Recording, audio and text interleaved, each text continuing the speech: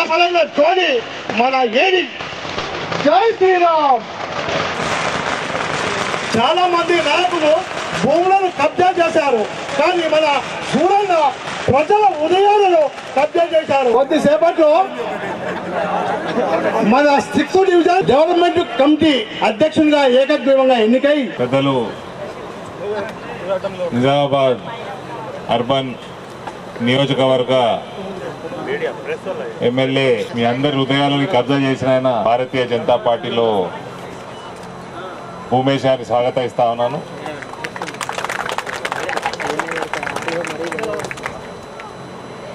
వారి మిత్ర బృందం అందరినీ కూడా బీజేపీలోకి స్వాగతిస్తా ఉన్నాను.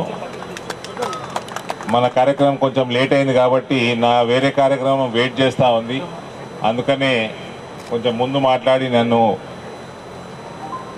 వెళ్ళనీయాల్సిందిగా భూమేష్ గారిని ఈ ప్రోగ్రామ్ ఆర్గనైజర్స్ అందరినీ కూడా రిక్వెస్ట్ చేసుకొని మీతో ముందు మాట్లాడుతూ ఉన్నాను. కార్యక్రమానికి విచ్చేసిన మధు, మల్లేష్ అన్న, సుధీర్, సీను, నారాయణ, మధు, ఇద్దరు మధులు, శంకర్, లక్ష్మీనారాయణ గారు, అందరినీ కూడా కార్పొరేటర్స్ని నమస్కారాలు తెలియజేస్తూ, మనకి ఎలక్షన్లు వస్తున్నాయి. మొన్న అసెంబ్లీ ఎలక్షన్లు అయిపోయినాయి. మీ అందరి ఆశీర్వాదంతో భారతీయ జనతా పార్టీ ఎమ్మెల్యే ఇక్కడ అర్బన్ నియోజకవర్గంలో గెలుపొందడం జరిగింది. మళ్ళీ ఇప్పుడు అసెంబ్లీ పార్లమెంట్ ఎలక్షన్లు రావడం జరుగుతూ ఉంది. నేను అందరినీ కోరేది ఒకటే, ఈ 3 నెలలు కాంగ్రెస్ ప్రభుత్వం చూసినాక ఏ రకంగా అయితే దౌర్జన్యాలు టీఆర్ఎస్ ప్రభుత్వంలో హిందువుల మీద జరిగిందో అవి కొంచెం ఎక్కువనే అయినాయి ఈ కాంగ్రెస్ పార్టీ ప్రభుత్వం వచ్చినాక. మొన్న శివాజీ జయంతి అయితే ఆ టీఆర్ఎస్ వాడు కనీసం ర్యాలీలోనే తీసుకొని ఇచ్చాడు. వీళ్ళు ర్యాలీలకు కూడా తీసుకొని ఇస్తలేరు వీళ్ళు కాంగ్రెస్ వాళ్ళు. రెండోది, శివాజీ విగ్రహాలు అనేకం, ప్రతి గ్రామంలో శివాజీ విగ్రహాలు ఉన్నాయి. శివాజీ మహారాజు జయంతికి టీఆర్ఎస్ వాడు విగ్రహం దగ్గర ప్రోగ్రాములు పెట్టుకొని ఇచ్చాడు. వీళ్ళు పోలీసుని పెట్టినాడా, పోలీసుని పెట్టి ఎవరైనా రావాలంటే వచ్చి దండేసి వెళ్ళిపోవాలన్నట. అక్కడ మాట్లాడద్దు, స్లోగన్లు కూడా ఇవ్వద్దు. ఇదంతా ఇవన్నీ చూస్తూ ఉంటే గత 3 నెలల నుంచి ఈ వచ్చే ఎన్నికలు బీజేపీ, కాంగ్రెస్, బీఆర్ఎస్ పార్టీల మధ్య కాదు. నేను చెప్పేదైతే మన ఇందూరు పార్లమెంట్లో నరేంద్ర మోడీ అన్న శివాజీ, ఈ రాహుల్ గాంధీ అన్న ఔరంగజేబ్ మధ్యలోనే ఇది ఎలక్షన్లు అయితే దేశమంతా. మొన్న అసెంబ్లీ ఎన్నికల ముందేమో బీజేపీ బీఆర్ఎస్ దోస్తీ, బీజేపీ బీఆర్ఎస్ దోస్తీ అని కాంగ్రెస్ వాడు తప్పుడు ప్రచారం చేసి ఎందుకు దోస్తీ రాబాయి అంటే కవితను అరెస్ట్ చేస్తలేరు అని. మరి నువ్వు చేస్తున్నావు అరెస్టు? నువ్వు చేస్తున్నావా? పోతున్నారు ఆ కాళేశ్వరం కాడ ఆ పర్రెల వాసిన దగ్గర సెల్ఫీలు దిగి వస్తున్నారు. అదేమన్నా పిక్నిక్ స్పాటా? ఆ పర్రెల వాసిన అని పోయిన సంవత్సరమే తెలుసు మాకు. నువ్వు 3 నెలలు అయింది వచ్చి ఏం చేస్తున్నావు? దోస్తీ ఓన్లీ చేస్తున్నారు. అదంటే ఎన్ఫోర్స్మెంట్ డైరెక్టరేట్ కేసు, ఢిల్లీలో జరిగిన లిక్కర్ స్కాము, అక్కడ అనేక మంది ఢిల్లీ ఉప ముఖ్యమంత్రి కూడా అరెస్ట్ అయ్యిండు, మంత్రులు అరెస్ట్ అయ్యిండు. కేజ్రీవాల్ ఇప్పటికీ 7 సార్లు సమన్లు ఇస్తే హాజరు కాలేదు. మన మేడం కూడా హాజరైతే లేదు, కవిత మేడం, ఆమె కూడా సమన్లు ఇస్తే పోతలేదు. వాళ్ళ ప్రక్రియలు నడుస్తూనే ఉన్నది. అరెస్ట్ అయ్యేటోళ్ళు అయితేనే ఉన్నారు, ఎవరైనా అయ్యేటుంటే అవుతారు. నువ్వు ఇక్కడ లోకల్ ప్రభుత్వం పెట్టుకొని లోకల్ ప్రాజెక్టులు మునిగిపోయినాయి, పర్రెలు వాసినాయి. మరి ఎలక్షన్ల ముందర పర్రెలు వాసినాయి చెప్తున్నావు, ఎలక్షన్ తర్వాత 3 నెలలు అయిపోయింది, 60 సెల్ఫీలు దిగుతున్నావు పర్రెల కాడ. అప్పటికిప్పుడు పర్రెలు వెడల్పోయినాయి కానీ ఏం యాక్షన్ అయితే లేదు. మరి నువ్వేం చేస్తున్నావు? ఈ మధ్య కొత్తగా కొట్టించిండ్రు ఏమని, బీఆర్ఎస్ బీజేపీ కలుస్తాయట, కలిసి అలయన్స్ చేసుకుంటాయట. ఎవరు చెప్పిర్రా పోయి మీ కాంగ్రెస్ వాళ్ళకి? నరేంద్ర మోడీ ఫోన్ చేసి చెప్పిండా? ఓ చెప్పిరు మీకు పైసలు ఇవ్వాలి, ఛానళ్ళు చూపెట్టాలి, పైసలు ఇవ్వాలి, ఛానళ్ళు చూపెట్టాలి, అబద్ధాలు చెప్పాలి. మీ గ్యారంటీల సంగతి ఏంది? బస్సులు పెంచకపోలే, బస్సులు అయితే పెంచలే. లేడీస్ అందరికీ ఫ్రీ బస్ అన్నారు, కొత్త బస్సులు పెట్టిందా? ఉన్న బస్సులనే దొరకొడుతున్నారు. నిండిపోతున్నాయి బస్సులు, మోగాళ్ళందరూ బస్సులు దిగింది. ఏమన్నా కొత్త బస్సులు తెచ్చినావా? లేదు. వాడు పోయినోడేమో ఫ్రీ కరెంట్ ఇస్తున్నా, ఫ్రీ కరెంట్ ఇస్తున్నా, 24 గంటలు కరెంట్ ఇస్తున్నా అంటాడు. కరెంట్ ఏమన్నా కొత్తగా ఉత్పత్తి చేసినావా? 10 ఏళ్ళల్లో ఒక్క యూనిట్ చేయలే. కొనుక్కొచ్చుడు, కొనుక్కొచ్చిన దాంట్లో పైసలు మింగుడు, కమిషన్లు మింగుడు, అప్పుల పాలు చేసుడు, అప్పులు చేసుకుంటా ఫ్రీ కరెంట్ ఇస్తున్నా. ఏమన్నా అంటే ఫ్రీ కరెంట్ ఇస్తున్నా అంట. ఇక వీళ్ళు వచ్చిండ్రు, వీళ్ళు వచ్చి వీళ్ళు 200 యూనిట్ ఫ్రీ అన్నారు. ఇప్పుడైతే ఇప్పటివరకైతే చాలా కాలే, పవర్ కట్ అయితే చాలా అయింది. నిన్న నేను దానిపల్లన్న కేంద్రీయ విద్యాలయ ఓపెనింగ్కి పోయినాం. తయారైపోయింది బిల్డింగు, బ్రహ్మాండమైన 8 ఎకరాల క్యాంపస్ ఉంది. ఓపెనింగ్ పోతే పక్కకే పవర్ హౌస్ పక్కకే ఉన్నది, పవర్ కట్ అవుతుంది. ఈ కాంగ్రెస్ పార్టీ అంటేనే పవర్ కట్, అలా పేటెన్సీ అది. ఈ అన్ని చక్కర్లలో చెప్పాలి నాన్న ఏమైందో. ఈ కాంగ్రెస్ వాళ్ళు అంతకుముందేమో బీజేపీ బీఆర్ఎస్ దోస్తే అన్నారు, ఇప్పుడేమో బీజేపీ బీఆర్ఎస్ అలయన్స్ అంటున్నారు. ఈ అన్నిట్లో ఏమవుతున్నది? తురుకోడు బక్రా అయిండు. వాళ్ళు ఏం చేసిండ్రు? ఆ కేసీఆర్ నుంచి మొత్తం ఓట్లను తీసుకుపోయి కాంగ్రెస్ వేసారు. వీళ్ళిద్దరు దోస్తులని. ఇప్పుడు ఏమైంది? తుర్కోళ్ళందరికీ పరిశాల పడ్డారు. దేశంలో ఉన్న కాంగ్రెస్ వాళ్ళందరూ బీజేపీలో జాయిన్ అవుతున్నారు. ముఖ్యమంత్రి పదవి చేసిన వాళ్ళు కూడా బీజేపీ జాయిన్ అవుతున్నారు. ఆయన అశోక్ చవాన్ జాయిన్ అయ్యి, మొన్న మిలింద్ దియోరా జాయిన్ అయ్యి, ఇప్పుడు కమల్నాథ్ అంటున్నారు, ఆ పంజాబ్లో మనీష్ తివారీ అంటున్నారు. కాంగ్రెస్లో ఓడి మిగులుతలేడు. ఇప్పుడు తుర్కోలు పరేశాని. ఆ ముసలోడు కేసీఆర్ అన్న జర కొట్లాడుతుంటే బీజేపీ తోటి ఇది మొత్తం కాంగ్రెస్ మొత్తం బీక్తున్నది. వీళ్ళేమి నరేంద్ర మోడీని ఆపే పరిస్థితి వీళ్ళకి లేదు. మనం బకరా ఎతిమా పాడా అని తుర్కోలు కూడా ఆలోచన చేస్తున్నారు. కాంగ్రెస్ ఏడున్నదన్న? కేరళ, ఆ మూల కేరళలో 4-5 సీట్లు వస్తాయి. తెలంగాణలో ఏమైనా వస్తే కింది దిక్కు ఏమన్నా సౌత్ తెలంగాణలో 4-5 సీట్లు వస్తాయి. అయిపోయి కేరళ మే షురు, తెలంగాణ మే బంద్. ఇలా 20-25 సీట్లు కూడా వచ్చేటట్టు దిక్కులేవు. ఇప్పుడు తుర్కోలందరూ పరిశాన్. మేము ఏం చేసినాము? ఈ కాంగ్రెస్ వల్ల పని అట్లుంటుంది. అన్ని జాగాల అబద్ధాలు చెప్పుడు, మందిని మోసం చేసుడు. ఇలా ఎన్ని గ్యారంటీలు అయిపోయాయి? ఫిబ్రవరి కూడా అయిపోవచ్చింది. డిసెంబర్ అయిపోయి, జనవరి అయిపోయి, ఫిబ్రవరి అయిపోయి.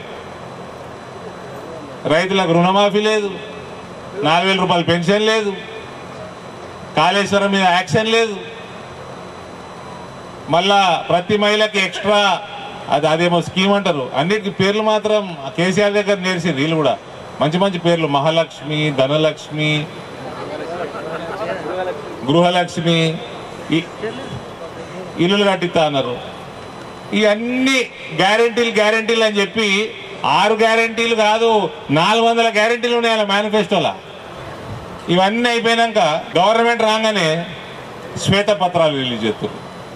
ఇగో తెలంగాణ ఇన్ని లక్షల కోట్ల అప్పుల పాలైనవి, మా దగ్గర పైసలు లేవు, కేసీఆర్ మొత్తం తెలంగాణని బిచ్చం గతి పట్టించి పంపించేసిండు.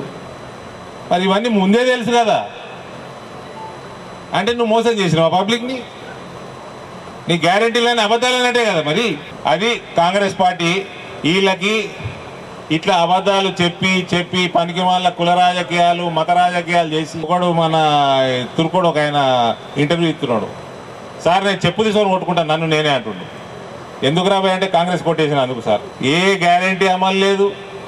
అమలవుతున్న బస్సులు ఒకటి కూడా గందరగోళం చేస్తున్నారు. పైసలు లేవంటారు. అన్ని అబద్ధాలు చెప్పిండ్రు.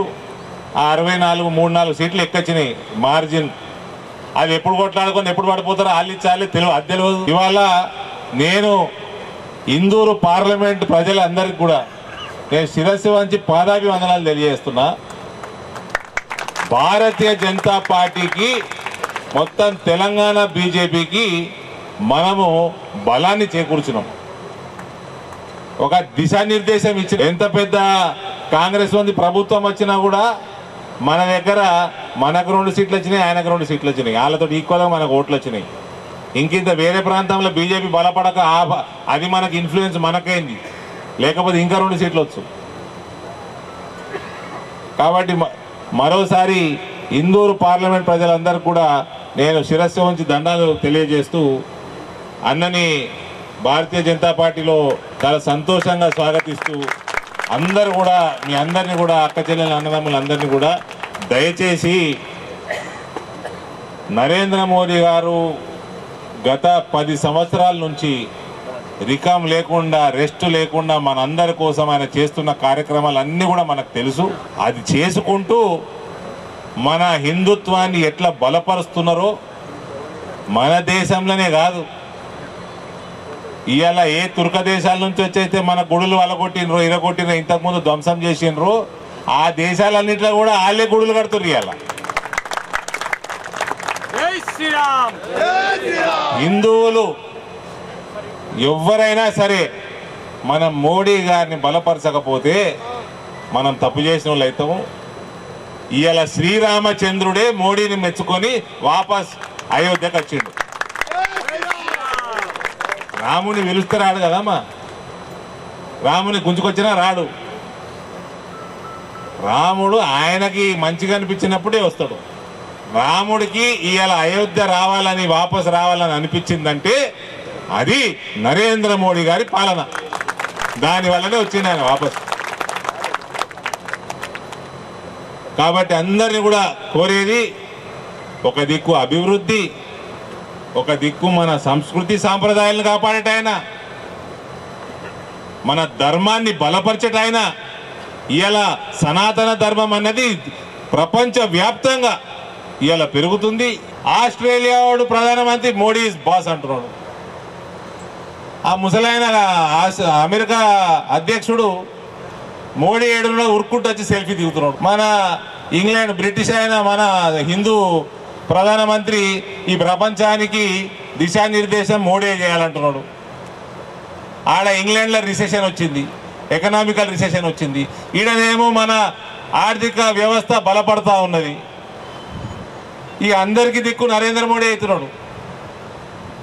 ఏ తుర్క రాజులైతే మన భారతదేశాన్ని వెళ్ళినరు ఆ రాజ్యాలకి మా మోడీ. ఆ రాజ్యం సౌదీ అరేబియా యువరాజు, మోస్ట్ పవర్ఫుల్ యువరాజు, మొత్తం ఇస్లాం ప్రపంచాన్ని నడిపించట ఆయన మొన్న మైక్ పట్టుకొని జై శ్రీరామ్ అంటున్నాడు.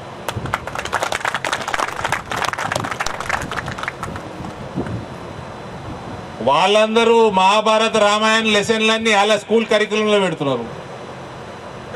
ఇక వెస్టర్న్ కంట్రీస్ అన్నీ మోడీ ఈజ్ బాస్ అంటున్నారు. కానీ మన కాంగ్రెస్ వాడు మాత్రం ఎన్నడూ మహాభారత రామాయణం మన స్కూళ్ళలో పెట్టలే, ఎన్నడూ పెట్టలే. ఇది కాంగ్రెస్ పార్టీ చరిత్ర. ఇంకా 2 నెలలు మస్తు టైం ఉన్నది. గదే పని కాంగ్రెస్ పార్టీ చరిత్ర ఎప్పుడే తిరుగుతున్నాయి. కాబట్టి హిందూ వ్యతిరేకులు వీళ్ళు కాంగ్రెస్ పార్టీ. తుర్కులకు ఏమైనా చేసినారంటే వాళ్ళని మోసమే చేసారు. వాళ్ళకి ఏం చేయలేదు ఇలాంటి వరకు. కేవలం వాడుకున్నారు వాళ్ళని. ఒక ఓటర్ ఐడి లెక్క వాడుకున్నాడు తప్ప ఇంకేం చేయలేదు. దయచేసి అన్న మంచి పని చేసినావు. మోదీ గారి నాయకత్వాన్ని బలపరుస్తేందుకే నేను బీజేపీలోకి వచ్చినా, నేను రాజకీయాల్లోకి వచ్చినా, నువ్వు ఇవాళ బీజేపీలోకి వచ్చినావు. నీకు స్వాగతం పలుకుతూ ఈ మంచి అవకాశం ఇచ్చినందుకు మీ అందరికి కూడా ధన్యవాదాలు తెలియజేస్తూ సెలవు తీసుకుంటాను. భారత్ మాతాకి. నన్ను ఆశీర్వదించడానికి నాకు మద్దతుగా ఇక్కడికి విచ్చేసిన ప్రతి ఒక్కరికి పేరు పేరున ధన్యవాదాలు తెలియజేస్తున్నాను. నేను బీజేపీ పార్టీలో చేరడానికి ఒకే కారణం ఏంటి అంటే ఈ దేశ అభివృద్ధి, ఈ దేశ రక్షణ, మన హిందూ ధర్మం రక్షణ కేవలం బీజేపీతోనే సాధ్యం అని గత 10 ఏళ్ల మోడీ గారి అవినీతి లేని పాలనను ఆకర్షితుని అయ్యి మోడీ గారి ఇలాగే మా సూరన్న అరవింద్ అన్నల పాలనకు ఆకర్షితుని అయ్యి ఈ రోజు నా అనుచరులతో బీజేపీ పార్టీలో చేరడం జరిగినది. జై జై బీజేపీ, జై శ్రీరామ్, జై శ్రీరామ్. రామ లక్ష్మణ జానకి, రామ లక్ష్మణ జానకి. ధన్యవాదాలు. ఈరోజు 6వ డివిజన్ నుండి గత అనేక సంవత్సరాలు ఈ ఏరియాకు ప్రెసిడెంట్గా ఉంటూ సోషల్ వర్క్ చేస్తూ భారతీయ జనతా పార్టీ నరేంద్ర మోడీ గారి ఆధ్వర్యంలో భారతదేశం అన్ని రంగాల్లో ముందుకు దూసుకెళ్తా ఉంది. దానికి ఆకర్షితులై భారతీయ జనతా పార్టీలో చేరుతున్న శ్రీ లక్కం భూమేష్ గారికి, వై లింగం నరవరగుప్త గారికి, అనిల్ గారికి, శివరాజం గారికి, లక్కం విజయ్ గారికి, భాగ్యరేఖ గారికి, లింగం సంధ్య గారికి అధ్యక్షత వహించి ఇప్పుడే పార్టీ కార్యక్రమం గురించి వెళ్ళిన నిజామాబాద్ పార్లమెంట్ సభ్యులు అరవింద్ ధర్మపురి గారికి, ఈ కార్యక్రమానికి విచ్చేసిన అర్బన్ అసెంబ్లీ కోఆర్డినేటర్ నాగో లక్ష్మణ్ గారికి, కార్పొరేటర్ మరియు మల్లేష్ యాదవ్ గారికి, బీజేపీ లీడర్ ఆకుల శ్రీనివాస్ గారికి, చెందుపట్ల శ్రీనివాస్ గారికి, బుసాపూర్ శంకర్ గారికి, బొబ్బిలి వేణు గారికి, మరియు భారతీయ జనతా పార్టీ నాయకులకు, కార్యకర్తలకు, ఇక్కడికి విచ్చేసిన మా అక్క చెల్లెళ్లకు, అన్నదమ్ములందరికీ కూడా శుభాకాంక్షలు, శుభాభినందనలు. 10 సంవత్సరాల క్రితము 60 సంవత్సరాల కాంగ్రెస్ పరిపాలన ఒక ఎత్తైతే 2014 నుండి కేంద్రంలో నరేంద్ర మోడీ గారి ఆధ్వర్యంలో ఈరోజు ఈ 10 సంవత్సరాల పరిపాలన 60 సంవత్సరాలు ఒక్కొక్క దిక్కైతే దానికి ఇంకా రెండింతలు భారతదేశ అభివృద్ధి ఒక్కొక్క. ఏదైతే అయోధ్యలో బాలరాముడి ప్రాణ ప్రతిష్ఠ చూసినా ఇక్కడ ఉన్న అందరము, ఈ తరం అందరము కూడా, ఈ తరం ప్రజలందరూ కూడా అదృష్టవంతులే.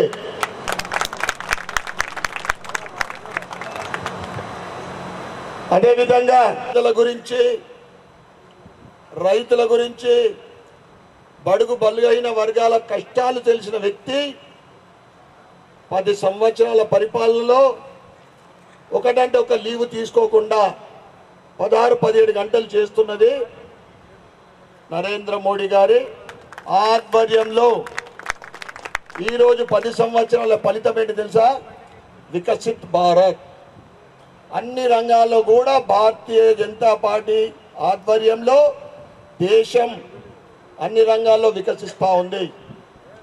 మనం చూస్తూ ఉన్నాం. రోడ్లు కానీ, రైల్వేస్ కానీ, రక్షణ రంగం కానీ, ఖేలో ఇండియా, డిజిటల్ ఇండియా. ఇవాళ పేదలకు కేవలం ఓట్ బ్యాంక్ కోసం కాంగ్రెస్ ఇందిరామణిలో ఇచ్చింది. కానీ భారతీయ జనతా పార్టీ మధ్యతరగతి కానీ పేదల గురించి ఆవాస్ యోజన కింద ఇల్లు ఇచ్చింది. తెలంగాణలో రాలే, అది మళ్ళీ చెప్తా. ఉండటానికి ఇల్లు, ఇంటింటికి నల్ల టాయిలెట్స్, గత 3 సంవత్సరాల నుండి ఉచితంగా రేషన్, దాంతోపాటు హెల్త్ కార్డు 5 లక్షల రూపాయలు ప్రతి సంవత్సరము హెల్త్ కార్డు ఇచ్చిన ఘనత. అంటే వాళ్ళకి కావాల్సిన అన్ని కూడా ఏం అడగలేదు, వాళ్ళు అడగకున్నా ప్రతి కుటుంబానికి అన్ని ఉచితంగా ఇచ్చిన పార్టీ ఏదంటే కమలం పువ్వు గుర్తు, భారతీయ జనతా పార్టీ. ఇక రాజకీయాల గురించి చెప్తే ఇప్పటిదాకా మా అరవింద్ గారు చెప్పినట్లు ఈ దుష్ప్రచారం ఎందుకు చేస్తారో తెలుసా? భారతీయ జనతా పార్టీ రోజు రోజుకి ఎదుగుతుంది కదా, ఫ్రస్ట్రేషన్లో పడుతుంది ఒక పార్టీ, ఇంకొక పార్టీకి ఇక మా పునాదులు భవిష్యత్తులో పార్లమెంట్ తర్వాత ఏముండదు, ఖాళీ అయిపోతుంది పార్టీ అని భయంతో భారతీయ జనతా పార్టీ ఎదుగుదలని చూసి భయపడి ఈ దుష్ప్రచారాలు చేస్తూ ఉన్నాయి. మొన్నటి వరకు బీఆర్ఎస్ బీజేపీ అంటే మైనార్టీ ఓట్లు పోయినాయి. ఈ కాంగ్రెస్ దుష్ప్రచారం వాళ్ళు తలకాయ కిందకేసి కాలు మీద తపస్సు చేసినా కానీ భారతీయ జనతా పార్టీ ఎదుగుదలని ఎవ్వరు కూడా ఆపలేరు. రాబోయే పార్లమెంట్లో అత్యధిక స్థానాలు భారతీయ జనతా పార్టీ గెలవడం ఖాయం. ఎవరు నరేంద్ర మోడీకి సమానం? ఎవరు సమానం కాదు, 10% ఉన్నారా? ఎవరు? రాహుల్ పప్ప నక్కకు నాగలోకంకు ఉన్నంత తేడా, సరిగా మాట్లాడరానోడు. ఆ తర్వాత భూమికి ఆకర్షణ ఆ ఇండియా ముక్కలు ముక్కలు అయిపోయింది. ఇవాళ కాంగ్రెస్ క్యాడరే చెప్తా ఉంది, ఫిర్ ఏక్ బార్ మోడీ సర్కార్. దానికి 370 అంటే ఏంటి తెలుసా? 370 ఎందుకు చెప్పిండు? 370 ఎప్పుడు గుర్తుపోయినట్లు 370 ఆర్టికల్ రద్దు చేసిన ఘనత ఇలా భారతీయ జనతా. అందుకే 370 సీట్స్ తప్పకుండా. మోడీ నోటి నుంచి ఏదైనా అన్నాడంటే అది అసాధ్యం కాదు. మోడీ డిక్షనరీలో ఏది కూడా అసాధ్యం అనేది పదమే లేదు. ఇలా మనం చూసినాం ఏదో దేశంలో ఇండియా గురించి వ్యతిరేకంగా మాట్లాడితే కాలు ఒక సూప్ చూసిండు, లక్షద్వీప్ దిక్కు అయిపోయింది. అది కథమైపోయింది, ఈ దేశం లేస్తూ ఉంది. ఇంతకుముందు చెప్పినట్టు ఇవాళ దేశ ప్రధాని, భారతదేశానికి ప్రధాని అయినా కానీ ప్రపంచ నాయకుడిగా ఎదుగుతూ ఉన్నాడు. ప్రపంచ దేశాల మధ్య నేను సమస్య వస్తే మోడీ తీర్చే శక్తి ఉన్న లీడరు మోడీ అని వారే చెప్తా ఉన్నారు. ఆయన కాన్సెప్ట్ మొన్న చివరి లోక్సభ సమావేశంలో ఆయన అనేక అంశాలు చెప్పడం జరిగింది. మూడవసారి మేమే వస్తాము, మూడవసారి ప్రభుత్వంలో నా భూతో నా భవిష్యత్ అనే విధంగా సంస్కరణలు ఉంటాయని చెప్పడం జరిగింది. ఏదైతే ఇప్పుడు 370 ఆర్టికల్ రద్దు, ట్రిపుల్ తలాకు, వరము, మైనార్టీలకు రామ మందిర నిర్మాణము, అన్ని రంగాల్లో ముందుకు తీసుకెళ్తున్న విధంగా అది కామన్ సివిల్ కోడ్ కావచ్చు, భవిష్యత్తులో ఇంకేదైనా కావచ్చు, తప్పకుండా అన్నీ కూడా మనము మూడవసారి మోడీ గారు ప్రధానమంత్రి అయిన తర్వాత తప్పకుండా చూస్తాం. అంటే అనేక మంది అంటూ ఉంటారు మోడీ మామూలు మనిషి కాదు, ఒక దైవ స్వరూపుడు అని ఒకరు అంటారు, ఏదో శక్తి ఉందని ఒకరు అంటారు. అటువంటి పార్టీలో ఈరోజు చేరుతున్న భూమేష్ గారికి మరి వాళ్ళ బృందము నిజంగానే మనం అందరం కూడా అదృష్టవంతులము.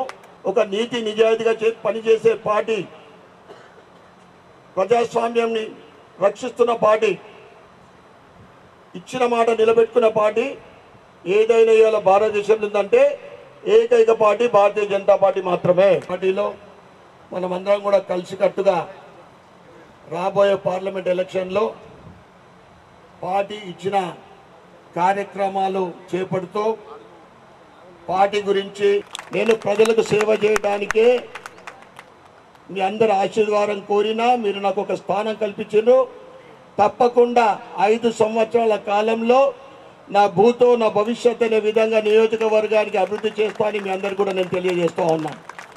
ఇదంతా సూర్యన ఒక్కరితోటి కాదు, మీ అందరి సహకారం అవసరం ఉంటుంది, మీ అందరి ఆశీర్వాదం ఉంటుంది. ఇంకా రోజు రోజుకు భారతీయ జనతా పార్టీ బలపడడం ఖాయం. తప్పకుండా మీ అందరి సహకారంతో ఏదైతే మనకు మొన్న 75,500 ఓట్లు వచ్చినాయో కలిసి కట్టుగా పార్లమెంట్లో 1,00,000 ఓట్లు మనం సంపాదించాలని మీ అందరు కూడా నేను కోరుతా ఉన్నా. 3 లక్షల ఓటర్లు సుమారు 1,80,000-85,000 పోలింగ్ అవుతాయి. వాళ్ళు ఒక 65,000 ఓట్లు వచ్చినాయి. మొన్న 70,000. మొన్నటి క్యాలిక్యులేషన్ చెప్తా. మొన్న 1,85,000 పోలింగ్ అయినాయి. మనకు 75,000 వచ్చినాయి, వాళ్ళకు 65,000 వచ్చినాయి. అంటే 65, 85, 150, ఇంకా 35,000 ఓట్లు మన హిందువుల ఓట్లు. మరి వాళ్ళు మనకు వేస్తారా? వేయలేదు. మనం ఎందుకు వేయాలి? ఈ ప్రశ్నతోటి మనం ఓటర్ల దగ్గర కూడా వెళ్దాము, వాళ్ళందరినీ కూడా మనము అవేర్ చేద్దాము. తప్పకుండా నిజామాబాద్ అర్బన్ 1,00,000 ఓట్లు మనం సంపాదించి అరవింద్ గారికి గిఫ్ట్గా ఇవ్వాలని మీ అందరినీ కూడా నేను కోరుతా ఉన్నా.